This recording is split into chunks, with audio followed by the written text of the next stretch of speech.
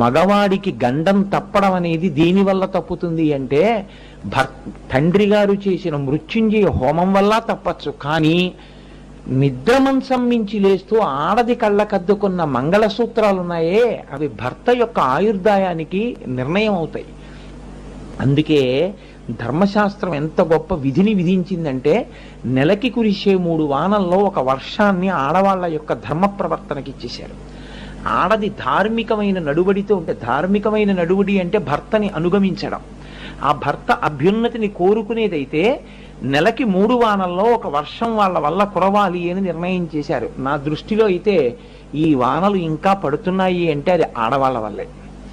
వాళ్లకున్నంత కృతజ్ఞతాభావం ఎవ్వరికీ ఉండదు.